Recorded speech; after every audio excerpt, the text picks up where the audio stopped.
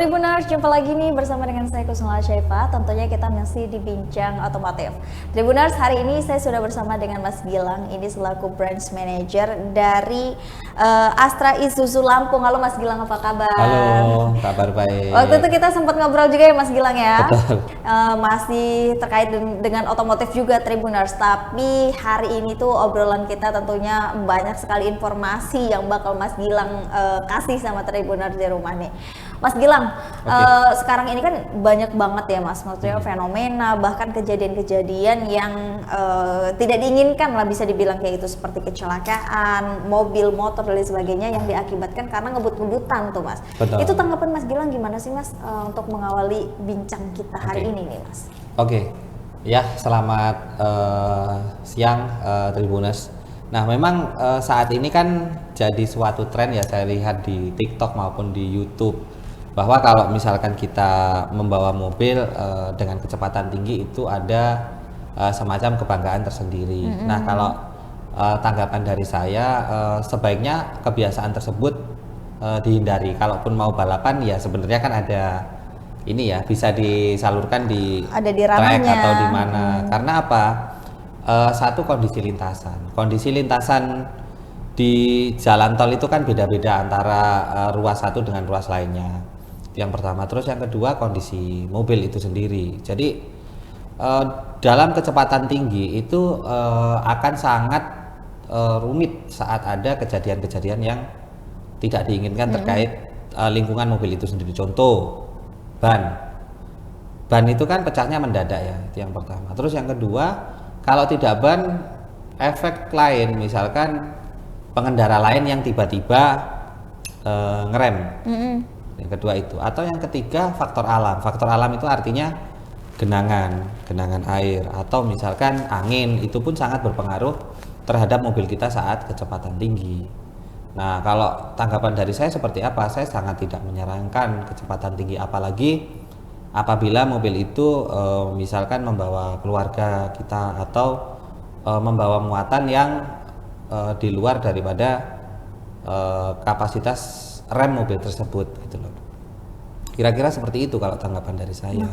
Itu kan banyak banget tuh Mas ya, kayak kecelakaan lalu lintas antara bus kah atau kan mobil biasa pribadi, pick up dan lain sebagainya. Itu biasanya kalau kecelakaan itu selain disebabkan karena mungkin seperti Mas bilang yang Mas Gilang bilang tadi ya, kayak jadi tren gitu ya dari masyarakatnya, itu ada faktor lain nggak sih yang bisa menyebabkan suatu kendaraan itu bisa terjadi kecelakaan gitu?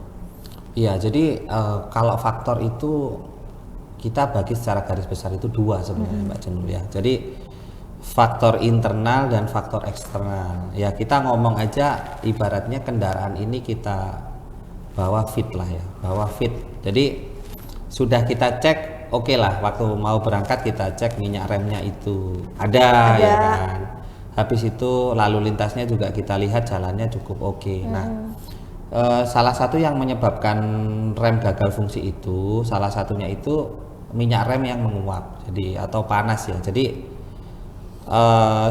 sering kita lihat, kita dengar lah di berita-berita ada yang mungkin dari puncak turun dari puncak tiba-tiba remnya ngeblong, atau mobil yang tiba-tiba remnya ngeblong di tengah perjalanan. Kan rasanya tidak mungkin itu terjadi pada saat awal. Iya benar. Karena apa? Kalau di awal kita tahu pada saat kecepatan rendah mobil ini sudah blong remnya, pasti tidak akan diteruskan. Benar. Nah, pertanyaannya kan penyebabnya kenapa? Nah, penyebabnya itu salah satunya variasi penggunaan rem. Jadi terlalu pakai rem pedal tanpa menggunakan engine brake. Jadi pengereman internal itu sebenarnya ada dua macam ya. Satu pakai kampas rem yang biasa pedal rem diinjak kalau mobil, atau pakai tangan kalau motor ya. Motor pakai tangan, iya. Ya, itu pengereman memakai komponen kampas rem. Atau yang kedua engine brake. Engine brake itu pakai mesin. Misalkan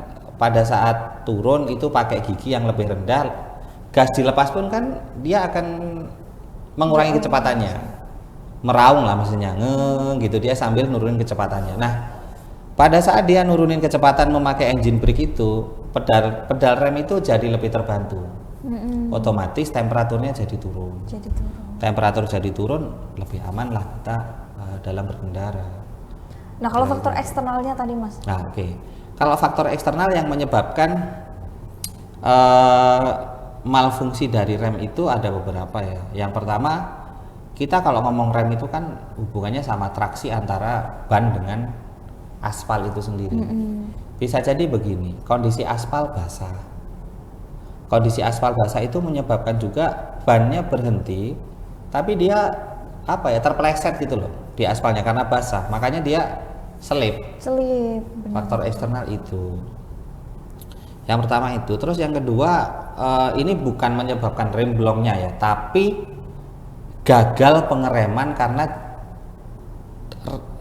mobilnya tidak berhenti tepat waktu. Itu misal gini, kita kecepatan tinggi nih 80 atau 120 misalkan, tiba-tiba depan ngerem, kita bener bisa ngerem, tapi kan kita nggak bisa menghindari itu ya. Tidak bisa menghindari itu, maka timbullah tabrakan atau gagal berhenti pada jarak yang diinginkan. Nah, ini yang menurut saya perlu teman-teman Tribuners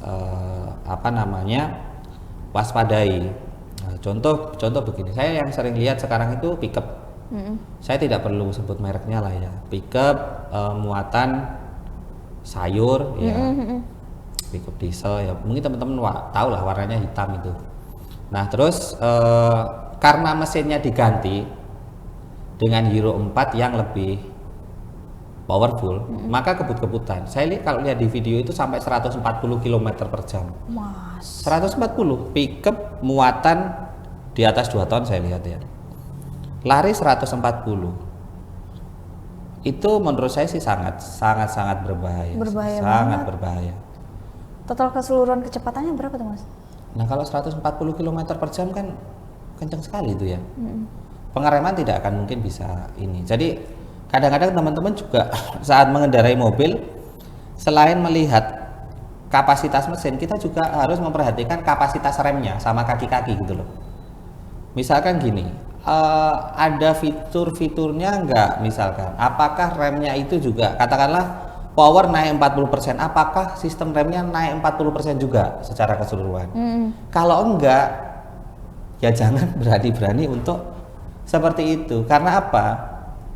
Karena selain juga selain juga tidak aman untuk kita, tidak aman untuk pengendara lain juga. Karena begini, contohnya kecepatan 140, tiba-tiba kena angin misalkan, kena angin, bisa stabil nggak? Nah, pada saat stabil ngerem nututin nggak? Pasti nggak nutut. Dan itu pun kan sebenarnya tidak inline dengan program pemerintah. Setahu saya di tol itu kan lari paling kencang disuruhnya di bawah 100 ya setahu saya. Nah, tren-tren inilah yang menurut saya tidak bijak lah rasanya kalau misalkan kita kembangin. Karena tidak begitu inilah. Menurut saya tidak terlalu keren sih. Ya berbahaya kan bagi driver itu sendiri. Benar-benar.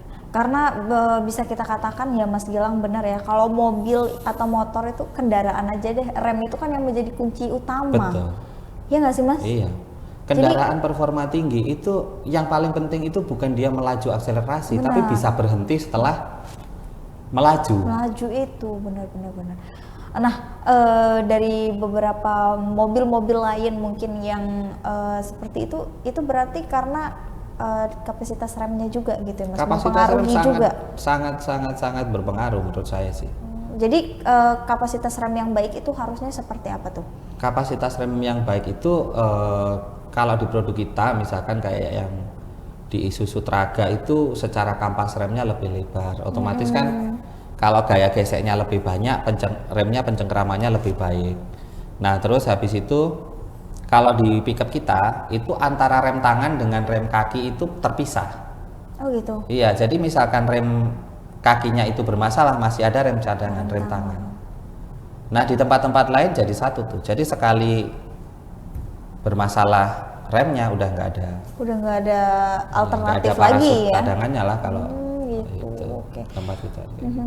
Berarti kalau masalah rem itu menurut Mas Gilang gimana sih, memang harus banget diperhatikan ya untuk Harus diperhatikan.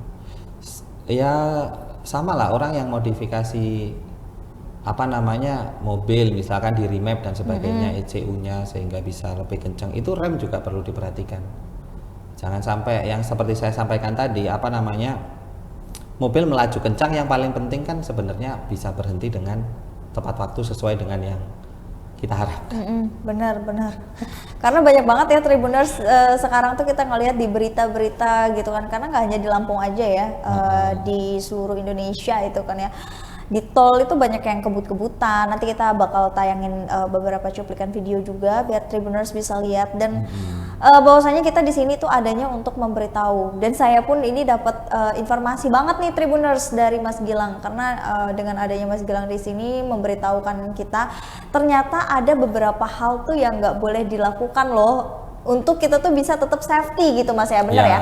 Betul. Seperti yang tadi ini dapat informasi banget dari Mas Gilang bahwasanya ternyata rem itu kita nggak boleh gunakan secara terus menerus, kalau misalkan rem kiri, kalau misalkan di motor ya Mas ya mungkin ya nggak bisa kiri terus gitu Mas ya, jadi memang harus ada selang-selingnya juga, komplikasi gitu. Nah penjelasan dari Mas Gilang tadi itu biar ada waktu untuk pendinginan dari kampas oli, itu sendiri, kampasnya ya. Jadi kalau di rem itu kan ada komponennya, ada kampas rem, ada klepnya minyak, ada minyaknya itu sendiri. Kalau misalkan ditekan terus menerus panas, itu minyak rem itu bisa mendidih. Bisa mendidih. Nah pada saat mendidih itu maka dia kehilangan tekanan. Pada saat kehilangan tekanan itulah blong. Makanya di sesi ini kan kemarin saya sempat ngobrol sama Mbak Jenul kan, kita coba 5 tips untuk menghindari rem blong gitu. Banyak lah di video TikTok, di video YouTube yang orang biasanya naik matic tuh. Benar. Naik matic terprosok, ada juga yang nggak matic juga terprosok. Nah kadang-kadang kebiasaan juga karena orang mungkin belum mempelajari lebih lanjut. Kadang orang itu kalau naik mobil atau naik motor, naik mobil lah kebanyakan itu injak kopling sama injak rem barengan tuh. Nah akhirnya engine brake-nya nggak ada. Padahal harusnya pas turunan ya engine brake, pengereman mesin itu harusnya digabung sama pengereman yang pakai pedal itu. Jadi apa ya, beban daripada rem itu tidak terlalu berat. Kadang kan orang kopling, atau yang lebih parah lagi dinetralin ke bawah pakai rem aja biar irit bensin, itu juga salah ya, berarti. Salah sekali. Nah terus menurut Mas Gilang gimana nih yang lebih banyak bisa menyebabkan permasalahan dalam rem itu, apakah enak di mobil matic atau di manual ini gitu? Lebih rawannya gitu terjadi rem. Kalau misalkan ini tergantung medannya ya. Kalau medan pegunungan memang efek dari rem mesin itu lebih ada di manual, karena kan kita bisa turunin giginya.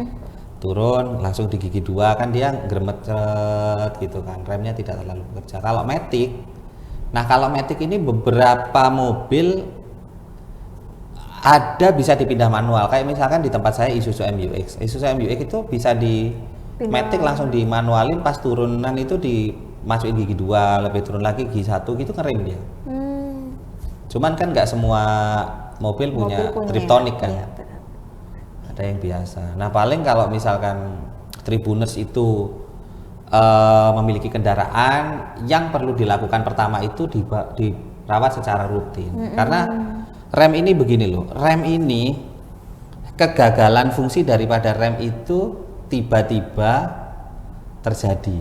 Jadi komponennya kan ada minyak remnya, ada sealnya, ada juga celah kampas rem itu kan. Nah contoh sealnya itu kan ada kayak karetnya di komponen rem.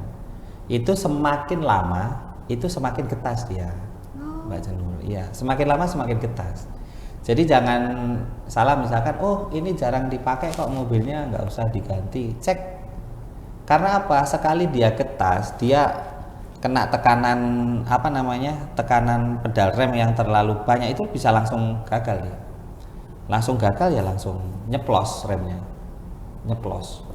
Kalau nyeplos ya gagal pengereman. Pertama itu cawat rutin. Setiap 10.000 km dirawatnya. Apa namanya, komponen-komponen gini aja lah, simpelnya begini, setiap ganti oli cek rem. Oke, jadi setiap ganti oli cek juga remnya gitu ya. Ini tips perawatan Betul, mobil itu paling simpel lah. yang pertama gitu ya. Iya. Ini mobil aja atau motor juga Motor bisa? juga, setiap ganti oli cek rem. Karena kan begini, ganti oli itu kan memastikan mesin itu bisa bekerja optimal kan. Benar. Bisa akselerasi, bisa lari kenceng. Namun ada yang biasa terlupakan rem. Remnya cek sekalian aja.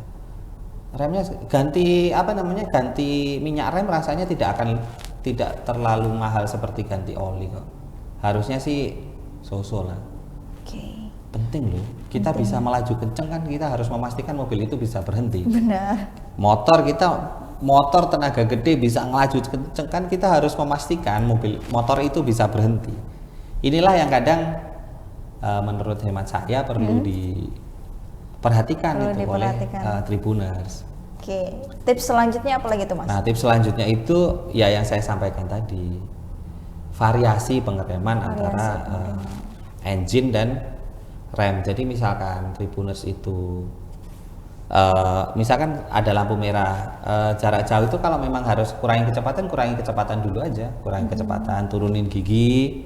Habis itu ketika ya sama dibantu rem sedikit-sedikit ya kan. Kalaupun waktu turunan ya kombinasi antara gigi rendah engine brake dengan rem itu harus sesuai dengan ya senyamannya Tribuner saja sih. Kalau pakai engine brake terlalu sering juga itu nanti nggak nyaman juga sih, karena kan gereng-gereng kan dia kan, ngeraung gitu kan. Jadi nggak enak lah rasanya penumpang. Jadi memang harus balance gitu ya pemakaiannya ya. Iya. Oke.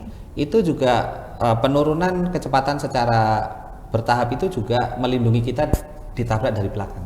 Oh gitu. Iya. Karena misalkan lampu merah seret atau ini kita kenceng tiba-tiba ngerem. Rem kita pakem, iya. Sering servis, iya. Pertanyaannya di belakang. Benar. Remnya diservis. Remnya gimana gitu kan ya? Kan kita nggak bisa ngontrol orang yang di belakang kita gitu. Iya. Kalau remnya belakang nggak pakem juga nabrak-nabrak kita, yang rugi siapa? Sih. Ya kita juga. Oke. Variasi itu paling penting sih. Banyak kegagalan rem gara-gara itu. Kalau misalkan teman-teman punya Matic, variasikan aja antara yang rem depan dan belakang. Ya sesekali kasih jeda waktu rem belakang. Kan biasa kita lebih nyaman pakai rem belakang ya. Karena kan lebih stabil. Kasih rem belakang itu jeda waktu juga untuk mendinginkan kampas remnya tadi, komponen remnya tadi. Kalau langsung terus, misalkan blong semua itu nanti.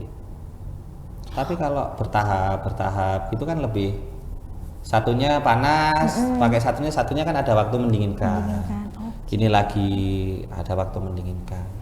Berarti ternyata rem blong itu tuh memang apa ya, bisa terjadi tiba-tiba ya Mas ya? Tiba-tiba. Lah motor-motor baru yang kalau kita lihat di video-video di YouTube atau TikTok yang dia di turunan di perbukitan itu nabrak, kan bukan motor-motor lawas, motor baru. rasanya tidak mungkin juga dia waktu naik itu terus remnya blong, tidak mungkin. Sebelum naik kan dia lewat datar kan pasti ngerem-ngerem Benar. aman-aman aja. Tapi kenapa kejadiannya waktu turunan? Nahan rem. Nahan Udah rem. kejadiannya.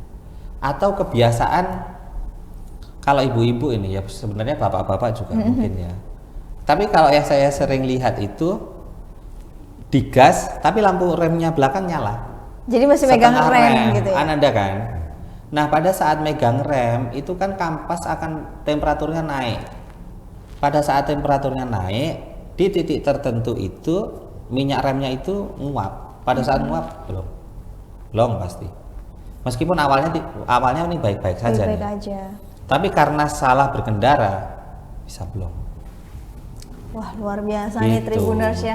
Ternyata hal-hal yang seperti ini tuh nggak kita dapetin. Bahkan kalau kita beli mobil motor di dealer itu belum tentu loh dapat edukasi kayak gini ya kan. Di sini Mas Gilang ngeluangin waktunya banget untuk ngasih edukasi sama kita semua nih Tribuners ya hari ini. Nah, tadi udah ada beberapa tips ya Mas Gilang ya dari kita. Yang selanjutnya apa lagi nih? Ada hindari panik rem. Jadi Panik rem. panik rem. Jadi begini, orang kalau sudah misalkan kita laju kecepatan tinggi nih, Benar. seret tiba-tiba depan ada yang belok atau depan ada yang rem, kan kita langsung panik kan, injak Iya. rem kan, seret gitu kan. Itu sebaiknya dihindari. Karena apa? Bannya berhenti, iya, tapi selip. Selipnya gimana tuh? Selip itu ya bannya berhenti tapi dia Oh, geser gini. geser gitu ya. Pernah nggak hujan-hujan ngerem terus Benar. bannya agak Iya, nyeliut benar. gitu? Aku Itu berapa kan kali pernah beberapa jatuh. kali pernah ya. Kalau naik Jatuh motor ya, Iya. makanya seperti Itu ini. namanya panik rem itu. Di mobil pun sama. Oh, di mobil juga sama. Di mobil pun makanya sekarang kan ada mobil dengan sistem ABS. Kalau ABS kan nggak ngunci nih ya, anti lock braking system itu. Dia nggak ngunci, dia jadi tek tek tek gitu ya. Untuk menghindari apa? Selip tadi. Karena kalau ban berhenti, terus itu selip itu kehilangan traksi. Kalau dia nggak miring gini terus nabrak ya nggak bisa dikendalikan. Pernah lah pasti naik motor, panik tiba-tiba ngerem ceret kepleset kan? Iya. Itu namanya panik rem. Jadi Entah di tempat Iya. hujan, licin Iya. ataupun pasir itu bisa terjadi ya Mas ya, karena panik Iya. rem tadi. makanya di dalam kesempatan siang kali ini rem blong itu yang saya bahas di sini bukan hanya motor itu tidak bisa menghentikan laju rodanya, tapi termasuk laju rodanya berhenti tapi selip itu juga bahaya kan, ya kan. Nah itu yang ketiga ya, hindari panik rem. Jadi Rem. pakai engine brake bisa, atau jangan langsung apa ya ngeget gitu loh, apa ya, Jangan direm. langsung tiba-tiba ngerem, tiba-tiba rem terus ditahan. terus ditahan.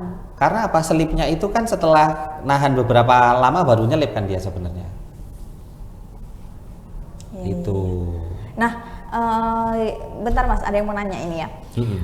Kan kita kalau misalkan biasa pakai motor nih Mas, kan motor kan ada dua rem nih kalau matic ya, kanan dan kiri. Tapi kan kita seringnya gunain rem kiri, karena Iya. rem kiri ini kan memang yang ringan gitu Rem kan belakang ya, ya? rem belakang Iya, dan rem ringan belakang ya kan. kalau nggak salah yang kiri ya. Nah, kapan sih kita tuh harus menggunakan rem kanan ini gitu maksudnya? Kalau Apakah boleh nih Mas dua-duanya langsung di rem gini? Secara begini ya, bersamaan. kelebihannya rem kiri ya. Kalau rem kiri ini kan rem belakang ya. Jadi ya benar ya, rem belakang ya kalau Iya, nggak salah rem kiri itu ya. benar. Nah kalau rem belakang itu pada saat di rem itu kan lajunya motor itu pelan-pelan ya, melambatnya kan pelan-pelan. Tapi kalau kanan ini kan langsung kan, Srek, bisa kepleset orang karena ban depannya ngunci kan. Iya. Nah yang bagus yang seperti apa, sesuai dengan peruntukannya aja. Sesuai dengan peruntukannya itu artinya bagaimana? Rasanya kalau di jalan-jalan datar kayak Bandar Lampung nih, Iya. datar ya kan. Kita mau pakai rem kiri terus itu juga rasanya tidak terlalu problem sih. Karena apa? terlalu Kan ya. ngeremnya juga Pelan-pelan. pelan-pelan beberapa ya kan. Habis itu terus tidak di ini terus kan direm terus enggak. Tapi kalau jalan perbukitan yang turun, saran saya kombinasi. Kiri, kalau di kirinya udah cukup lama, sebagian pakai rem kanan tapi pelan-pelan. Karena rem kanan kalau dikunci pasti kejungkal orang. Benar. Rem depan kan yang ini. Tapi kalau di pelan-pelan itu mengurangi kecepatan. Paling nggak kasih ruang rem satunya itu untuk dingin. Oke. Kasih ruang. Karena apa? Kalau tidak itu nanti panas. Begitu ngeblong kampas kopling, remnya ngeblong ya. Itu mau rem kiri rem kanan sama-sama nggak bisa dipakai.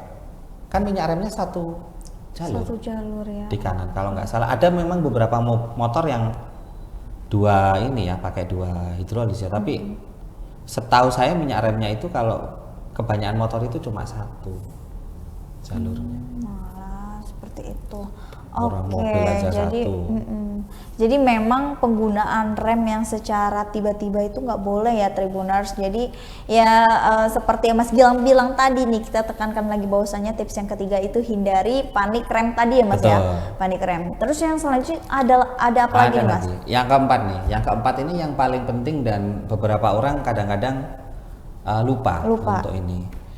Ukur kemampuan rem dengan beban gitu loh. Jadi semakin berat beban itu maka jarak mobil untuk berhenti itu akan semakin lama. Contoh begini, kita bawa mobil 7 penumpang. Saat kita jalan sendiri dengan muat 7 itu beda. Saat kita bawa pickup, muatan 1 ton dengan 2 ton, 3 ton itu beda. Kadang begini, kita kurang berhati-hati di situ. Waktu pengereman di rem itu jarak yang harusnya katakanlah 10 meter harusnya mobil ini berhenti, itu bisa jadi 15 meter. 15 meter. Karena apa? Bebannya banyak. Kan untuk menghilang energi mobil itu kan massa kali kecepatan kan sebenarnya kan, massa kali kecepatan. Semakin massanya berat, kecepatannya sama pun gaya yang untuk memberhentikan mobil itu harus lebih besar. Kalau gayanya sama bisa berhenti, tapi secara jarak itu lebih panjang. Nah kadang-kadang ya yang saya sampaikan tadi lari 140 km. Mungkin kalau mobil-mobil SUV yang high ini ya teknologi tinggi itu dia ada ABS-nya, ada electronic stability control, ada anti-lock braking system. Terus habis itu bannya juga memang dibuat lebar untuk keamanan. Atau misalkan mobil-mobil ini ya, mobil-mobil sedan yang yang memang dibuat untuk melaju tinggi, 140 dia ngerem stabil. Tapi kalau pickup muatannya 2 ton 3 ton lari 140 lu rem nggak akan nyampe kayaknya ya. Yang ada itu ngurangi kecepatannya kan bertahap. Masalahnya adalah kalau tiba-tiba di depan ada sesuatu atau kalau tiba-tiba bannya terjadi sesuatu, pasti itu bahaya banget sih. Pasti bahaya banget. Itulah video ngebut-ngebutannya sudah banyak, tapi tolong teman-teman juga cek video kecelakaannya gitu. Itu juga lebih banyak lagi begitu maksud saya. Jadi jangan mikirin tren zaman sekarang ya, tapi lebih ke ngebut keren-keren. Coba cek deh. Tapi lebih kecelakaannya seperti apa? Kan semuanya tidak bisa seperti itu. Ya kita ngomong to the point aja, maksud saya biar tren-tren yang berbahaya ini bisa segera jadi tren-tren baik. Dan memang harus cermat juga ya Mas dalam memilih tren gitu. Masa kayak gini dijadiin tren gitu kan ya. Kalau tren kan mending tren mana yang kerja lebih keras. Iya ya benar. Kan? Mana mungkin yang mobilnya lebih canggih, ini lebih berbobot gitu kan, itu bisa dijadiin tren dan ya kompetisi lah namanya ya. Nah, terakhir nih Mas. Nah, yang terakhir ini kan karena musim hujan ya. Nah, ini faktor eksternal juga. Eksternal yang ini ya. Kalau musim hujan itu kadang kan kita lewat genangan. Benar. Nah, pada saat lewat genangan, setelah melewati genangan itu usahakan sering-sering ngerem. Fungsinya apa? Agar kampas rem yang basah itu bisa kering. Karena apa? Karena kalau misalkan ada airnya itu bisa remnya ngeblong, licin gitu.